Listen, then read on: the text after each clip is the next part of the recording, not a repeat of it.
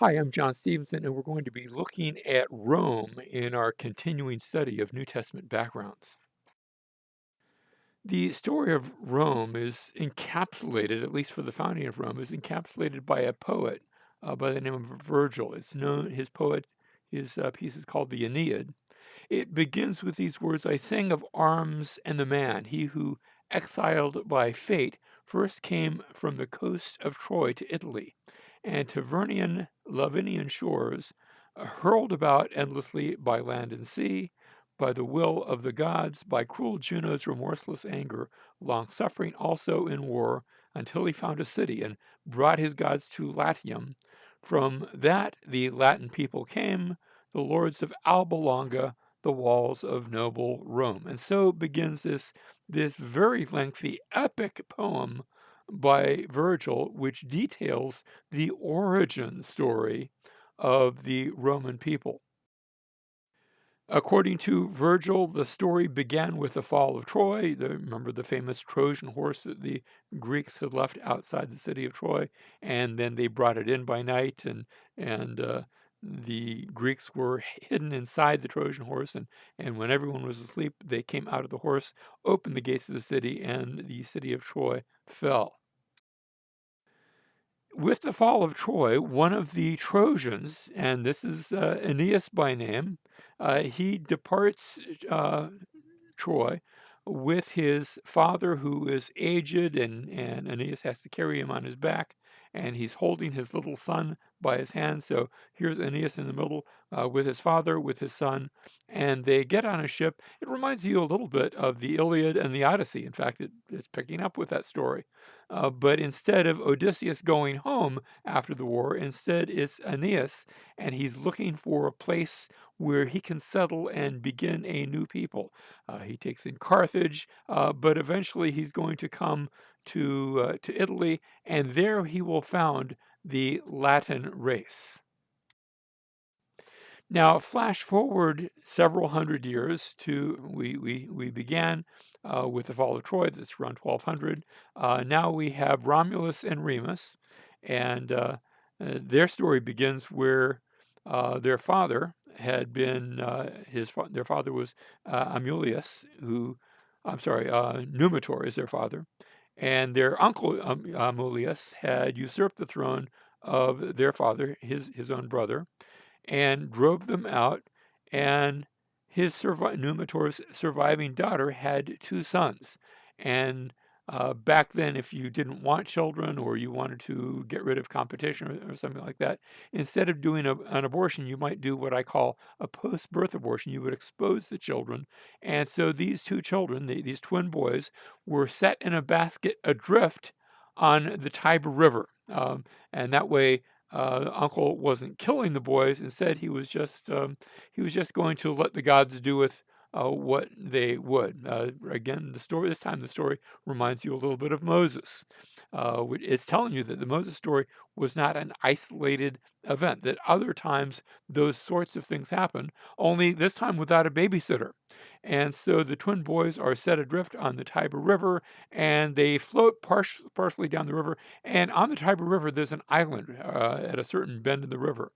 And so their basket wedged up against this island, and there on the island, they were suckled by a wolf. A mother wolf took care of them for a time, and then they were found and raised by a farmer who raised them as his own sons. When these sons came to adulthood, they overcame their evil uncle. They restored their father to the throne, all in good heroic fashion. And now they set out to found a city of their own. So this is the offspring. That's how the story is supposed to go.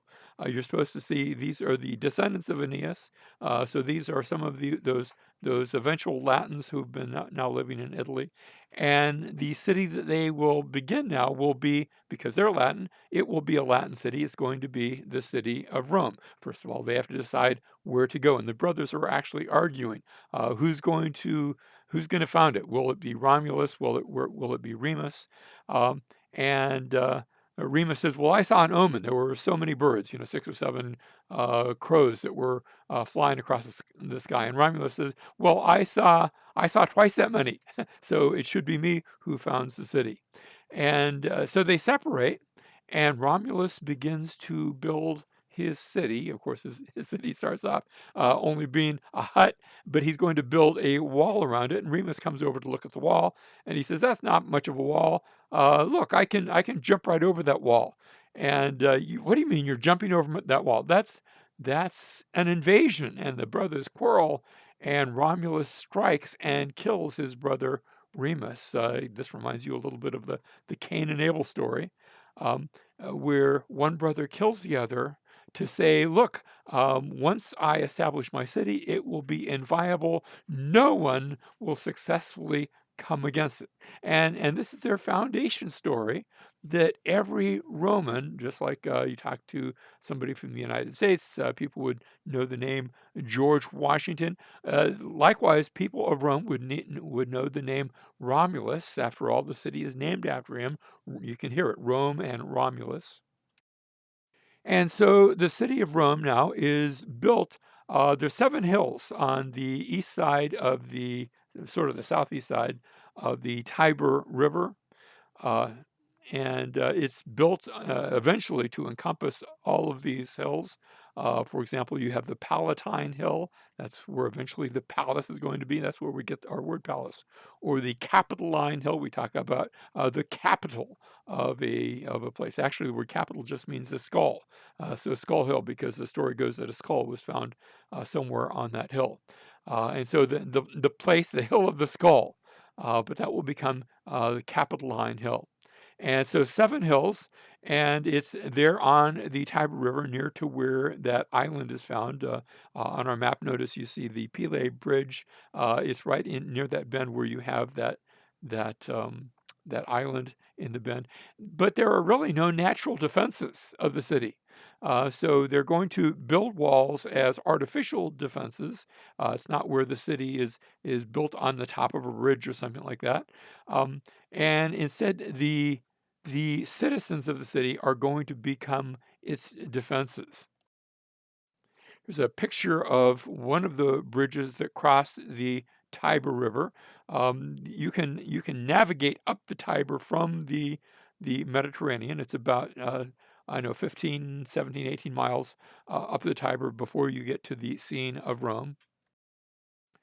And now the story goes that Romulus begins to gather people, new citizens, people who are going to come and join him and be a part of his city.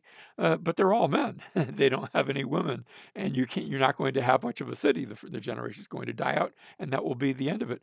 So they notice a nearby people, a nearby city, the city of the Sabines, and they go and they raid that city, and they capture and kidnap and sort of take away a number of the daughters, and they're taking them away in order for them to become their wives. This is known as the rape of the Sabine women. Of course, the word rape for the Romans just meant taking them away, but now they're going to take them. And the Sabines eventually come to get their daughters back. But by this time, they've married these women, and some of them are with child. And the story goes that the daughters actually get between the two warring parties and say, "No, these are our husbands, these are our fathers," and the two peoples they come to peace and they become one. And now, and this is a significant part in the story, where the Romans they extend citizenship to these Sabines. They say, "Look, instead of being two separate peoples, we're now going to be one unified people. We will all be Romans." So Roman will not mean just those who live in the city of Rome, but also it will be extended outward to some of our neighbors. But we're always cautious about who our neighbors are, because the Sabines came and attacked us, but we uh, we won over them, but we've made peace, and they become part of us. But now they have neighbors who might attack them, and so we might have to go attack those people. But then they can become part of our larger group as well. Now, not everybody's going to immediately get citizenship. In fact, it's not going to be until the first century before Christ that such citizenship is extended to all free males in Italy. And that's not going to come without a struggle even itself. The Romans guarded that citizenship very carefully. Now, here's a model of the original hut of Romulus, and you say, well, how can they know what it looked like? What happened is that that place was venerated. For example, you can go to certain places today and they'll say, this was the log cabin in which Abraham Lincoln was raised. It might or it might not be. Actually, there's about three different log cabins, and if you go, you're apt to find one that was sort of assembled after the fact.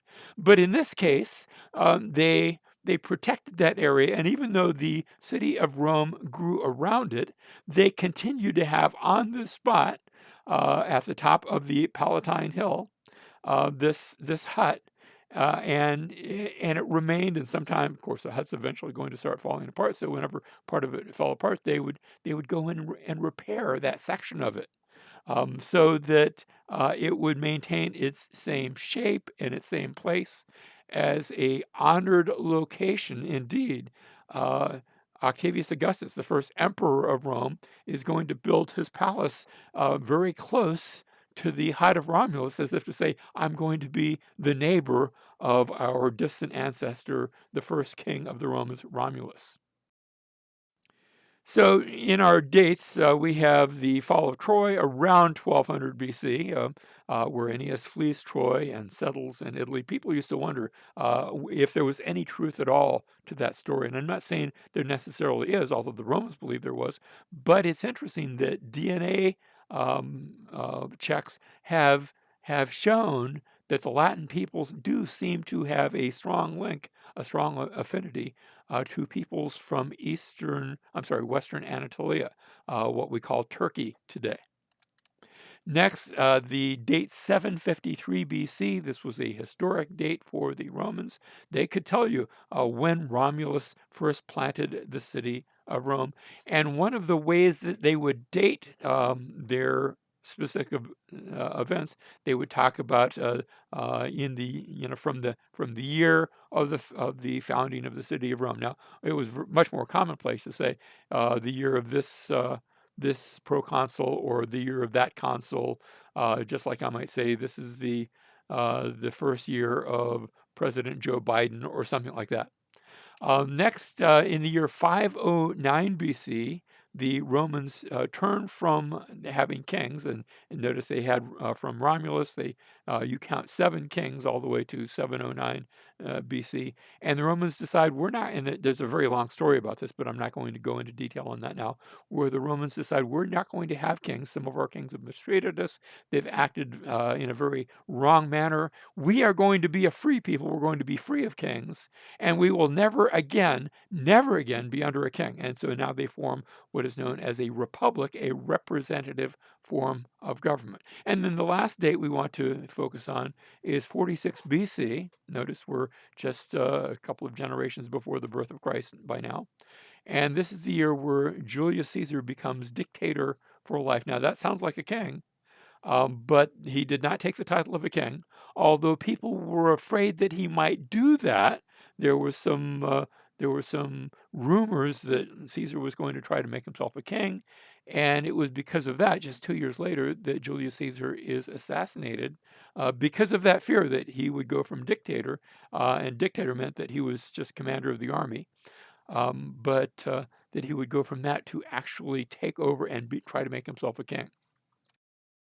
Now, after the death of Julius Caesar, his will had appointed his nephew, Octavius Augustus, as the heir of Caesar. And Augustus is very careful not to take the position where anybody thinks he's going to be king. Instead, he extends his influence through patronage. Patronage is the idea where I'm going to do you a favor, and now you sort of owe me, and I've contributed maybe to your political campaign, and so now you're going to do me favors when you get into office. And so he actually wields a great deal of patronage. In fact, he gives certain monies to all citizens of the city of Rome, um, and as a result, the Senate gives him two titles: the title of Augustus, the sort of the revered one, the august one, and Principus, which will give him the not the title, but the power of a tribune. Remember, they have different offices within Rome, and you've got both the Senate, but you also have the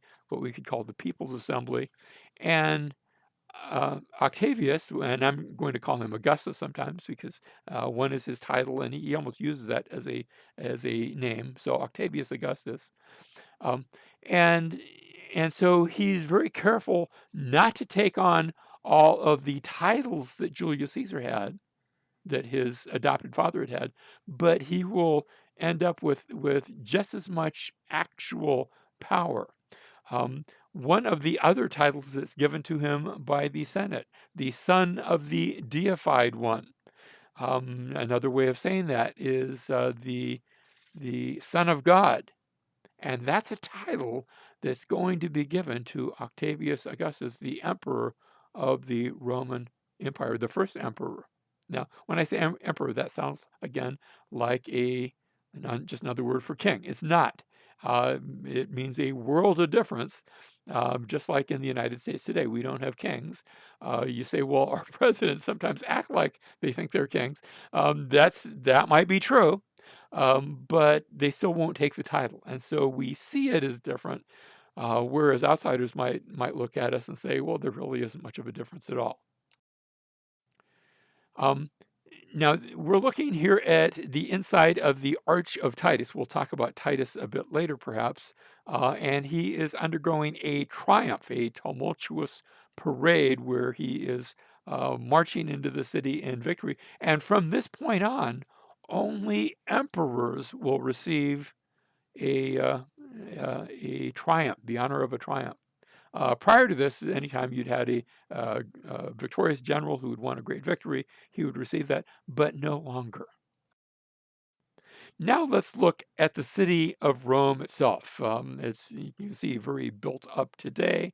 If you know where to look, you can actually see the Colosseum. You see a white building in the middle. Just to the left of that, you can see the Colosseum. This area had volcanic activity during the Bronze Age, which had spewed lava and fire and made it not a very nice place to live, as this was sort of downwind from where a lot of that ash and things would fall. But that had made the area quite fertile as a result, so that now this had turned into a fertile valley. You see the settlements that we've already talked about with the founding of the city of Rome, settlements in the 8th century BC. And as we get to the 1st century AD, the time of the New Testament, Rome had become the virtual ruler of the world.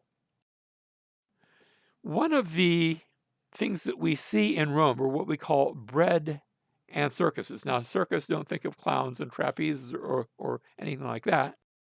Rather, the circus was the place where you would have the chariot races. And the bread part is when the Roman emperors, beginning with Augustus, and actually some people had done it even earlier than that, would give free bread, a time of great rejoicing and the time of the games, and you could come into the hippodrome, that is the horse racing stadium, also known as the circus, and there you would see the chariots racing. Typically, the chariots would be organized into teams of red and green and blue and white. So if you have 12 chariots racing, you might have 3 in each of those teams.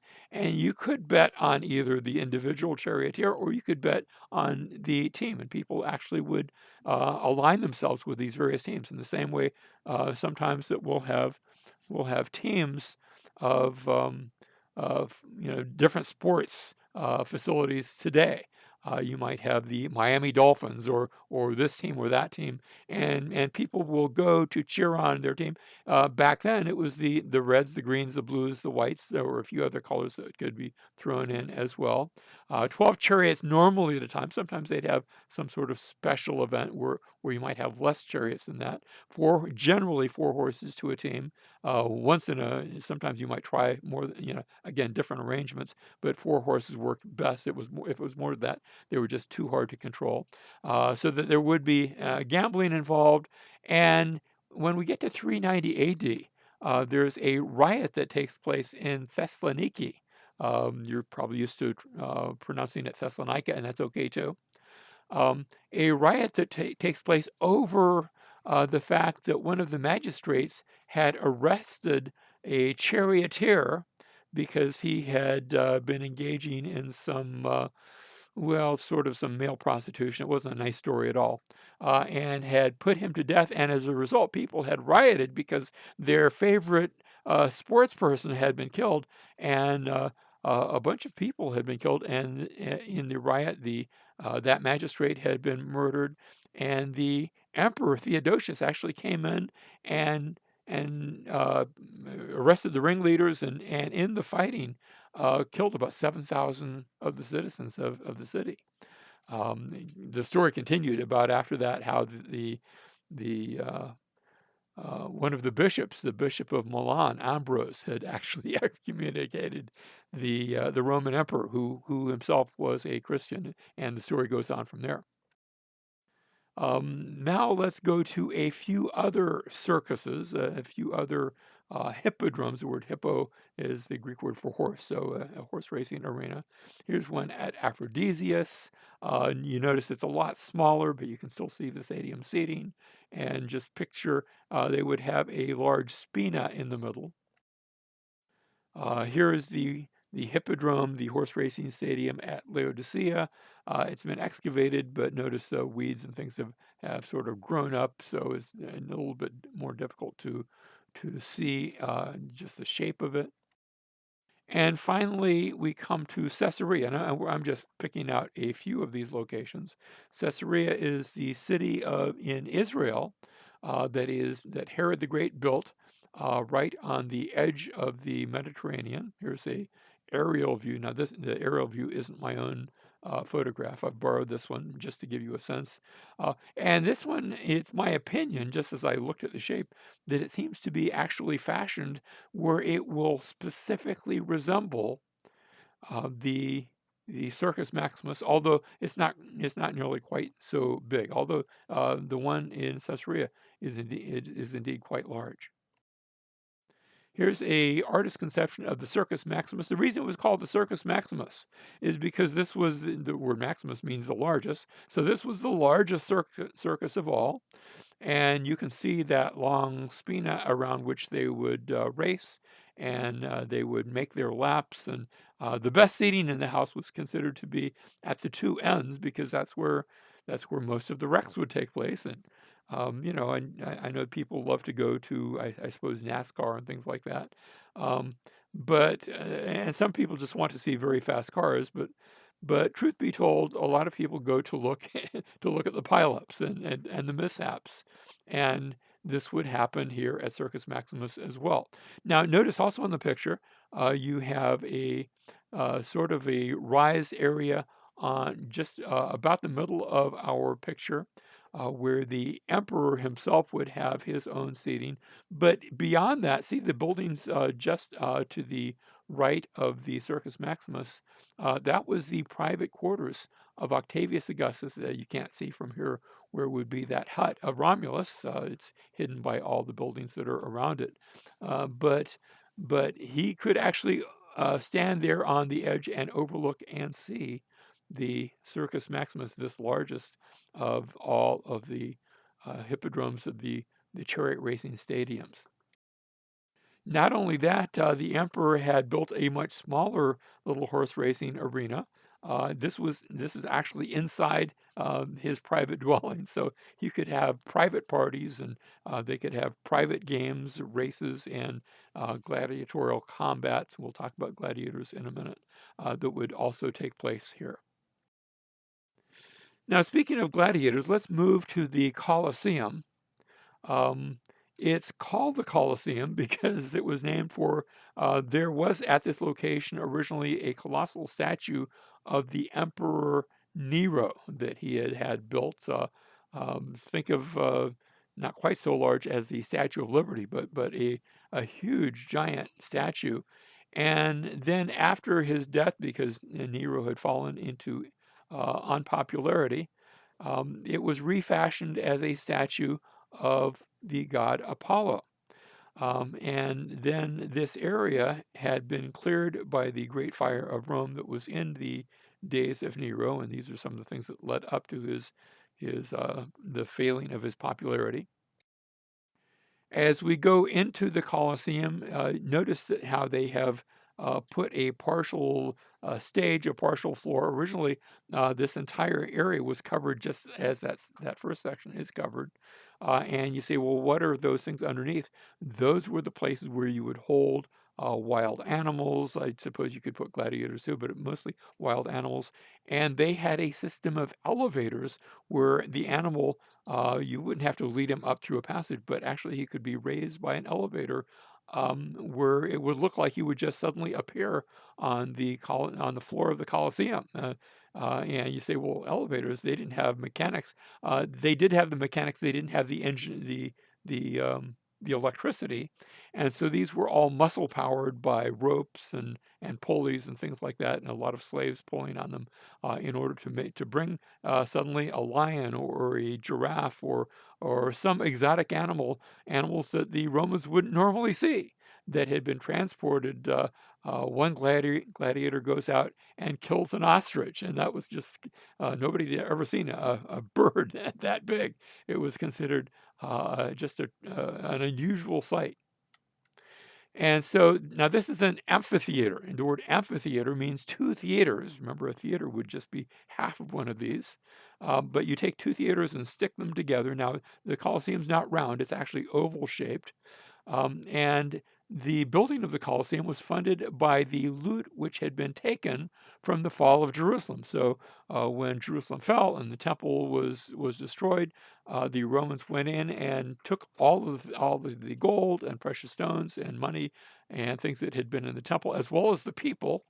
Many of the people were those that survived were taken as and sold as slaves, and it was completed during the short reign of the Emperor Titus. This is after the death of his father, Vespasian. It was started in the reign of Vespasian and then completed in the days of his son Titus. After Titus dies, the younger brother of Titus, Domitian, will come on the scene. But by this time, the Colosseum already will be in use. So with the Colosseum, now you have not just animals being killed, but also gladiators. The word gladiator comes from the Latin gladius, which is the word for sword. They would be sometimes slaves, although you couldn't take a normal slave and make him a gladiator. But if you had a slave who had done something wrong, he might be. But eventually, gladiators became so popular that there were times where somebody might not be able to get a good paying job. And so, if he was of good enough physical capabilities, he would maybe even volunteer to become a gladiator. So they were not all slaves. Some were just criminals that had been condemned to die. Others had maybe done something just greatly wrong or disgusting, or some volunteered for the honor because gladiators could earn quite a bit of money if they survived. Of course, you had to be capable and able to survive, and they would fight each other and various animals. And not every gladiatorial combat ended in death.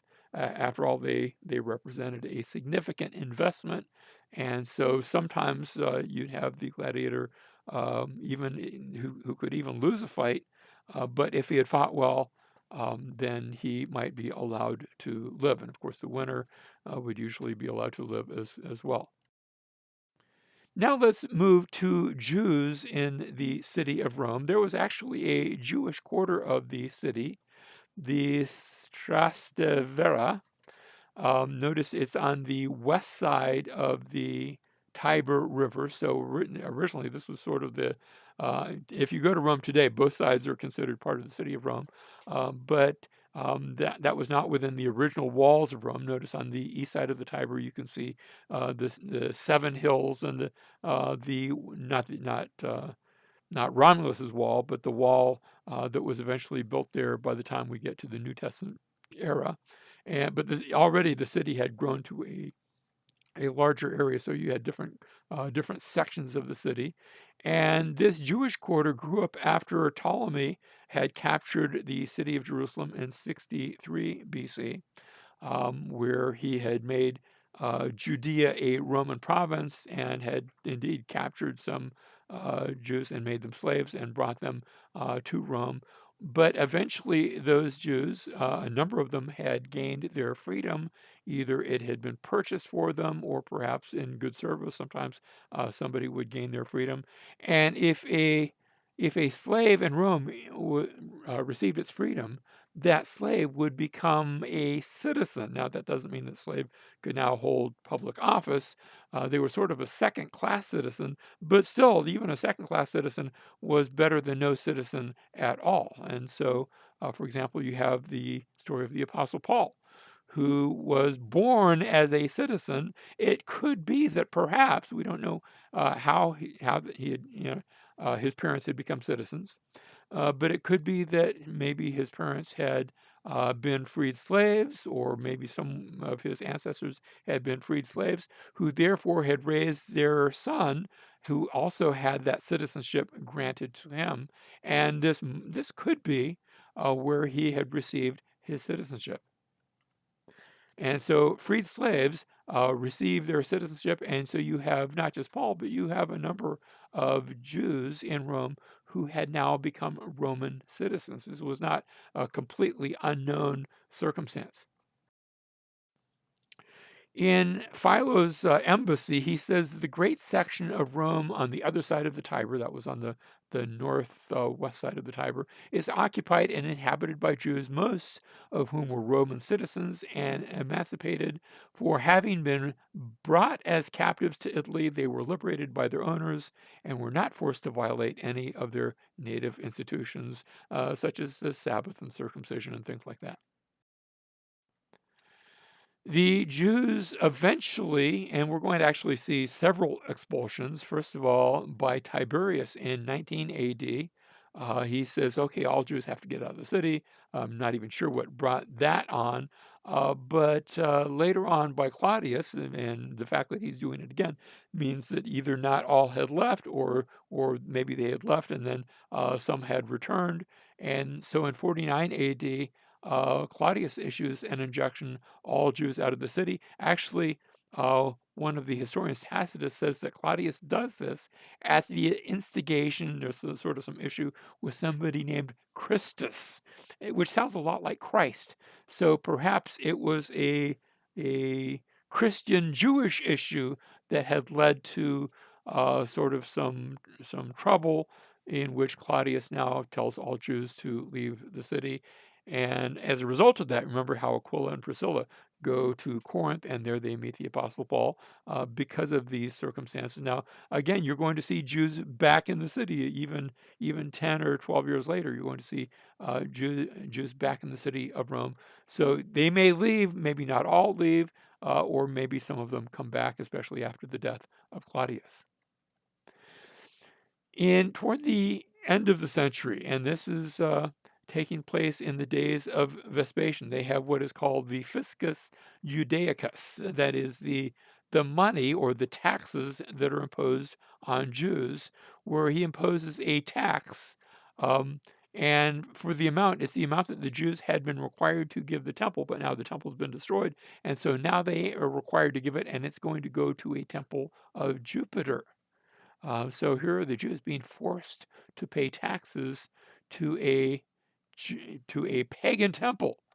And he imposes that upon all Jews. In fact, you find later, still toward the end of that century, where men are being examined for whether or not they'd been circumcised, to see if they're Jewish or not. Because if they're circumcised, they have to pay that. Although it's not just Jewish men; it's Jewish men and women and children. All are required to pay this tax. where this requirement has been placed upon them because they're Jewish. Next, I want to talk about Roman roads. There's a saying, it's much later, I don't think it was ever said in these words at least, back in ancient times, but all roads lead to Rome. It's almost become sort of a common figure of speech, where Rome had become the center of the world. And ancient Roman laws regulated both the design as well as the width of the roads, where a road was supposed to be, I guess, the equivalent of about 8 feet. I guess in order to accommodate carts and chariots and maybe two-way traffic. Um, so 8 feet wide, and then the regulations actually said, and then if the road curves around a corner, it's supposed to get wider. I don't remember what the measurements were there. Originally, they were very smooth. If you if you try to drive or take a cart down those roads today, you're in for a very bumpy ride.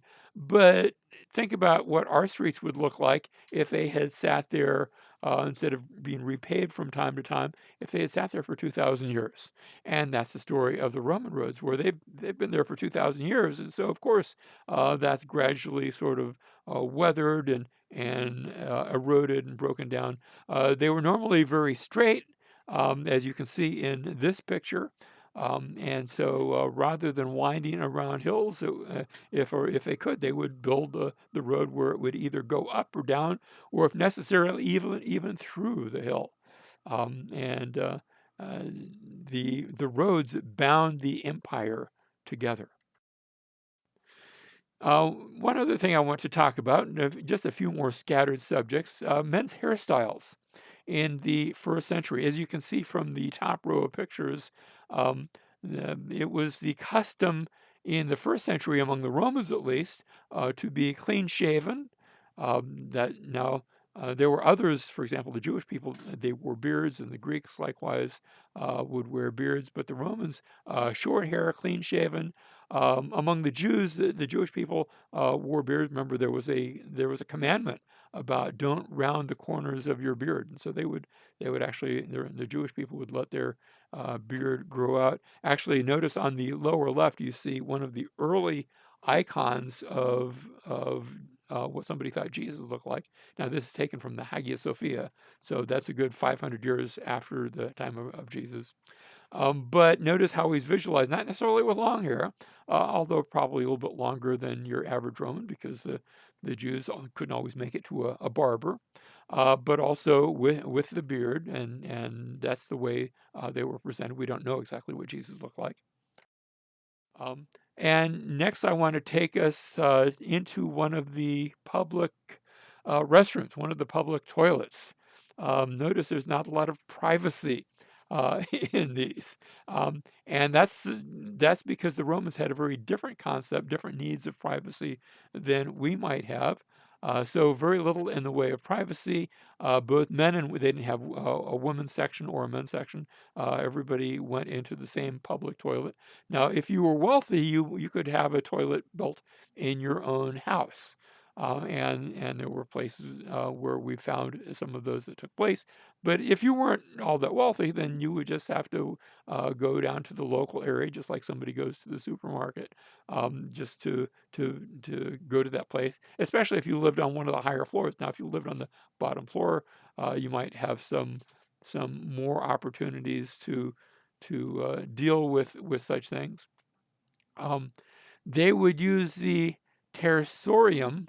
The Greeks would call it a xulas pagos.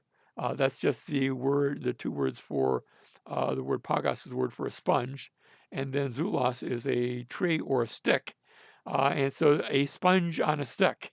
And they've actually found references to how, because they didn't have toilet paper, and so notice you have a little channel by the people's feet, and and you would normally have water running through that, and you would take the sponge and on the stick, and you'd clean it off in the water, and then you'd use that to sort of clean up after yourself.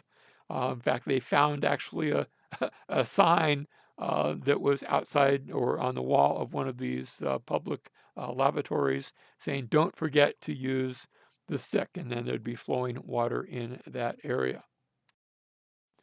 Now, I go into this first because it's just interesting. Remember to remember that the Romans had different concepts of privacy, different concepts of cleanliness. Um, but I mention that because you have Seneca in one of his epistles, speaks about a German gladiator who commits suicide in the latrine. I guess this is the only place where he could be free to do that. He was one of those gladiators who'd been captured, and so he wasn't a volunteer. And he takes the stick and shoves it down his throat. And in describing it, Seneca speaks of the stick of wood tipped with a sponge devoted to the vilest uses, and you sort of get the idea of what he's speaking of. Now I mention this because the idea of a stick on a sponge really sort of that had a connotation. And when we get to the New Testament, we have a story of a stick on a sponge. The story is found in all four Gospels, although not all four Gospels make mention of it. Notice this is the story of Jesus upon the cross. Matthew 27:48. Immediately one of them ran and taking a sponge, filled it with sour wine, put it on a reed, that is some sort of stick device. Mark 15:36 speaks about how someone ran and filled a sponge with sour wine, put it on a reed. So in both of those, you have the idea of the stick and the sponge, but it's being used to place sour wine. And people have wondered, well, what's this about giving wine to Jesus? Was that an act of kindness? You'd think, well, water might be, or wine, but why sour wine? Another word for sour wine is vinegar. In fact, some translations will just render this vinegar. In Luke 23, now notice the story here, and the sponge and the stick isn't mentioned, but we're told the motivation behind it, where Luke 23:36, the soldiers also mocked him, coming up to him, offering him sour wine, so that the bringing of the sponge and the wine was not meant as an act of kindness, but rather it was meant as mockery. And then in John chapter 19, we see um, a jar full of sour wine was standing there, so they put a sponge full of the sour wine upon a branch. We're told the type of stick. Notice the word branches in italicized, upon a hyssop. That's the branch, the stick of hyssop. And I think you're supposed to hear that and remember that they've been celebrating Passover, and at Passover they had taken hyssop and sort of used it to smear the blood. So there's sort of an interesting echo of something from the Old Testament in John's account. But notice, and I'm not saying this is definitively the case where it took place, but I think it's entirely possible that in this mockery, that something that we would look at and we would say, oh my goodness, that's disgusting. And a Jewish person would likewise say, yes, that really is, because Jesus partook of our, can I say it this way, our disgusting sinfulness. And he drank from it to the full, so that he took our sins upon himself, that we might eat and drink of him, that we might drink pure drink, that we might eat a pure and holy one, and partake of him through faith, and that we might have salvation.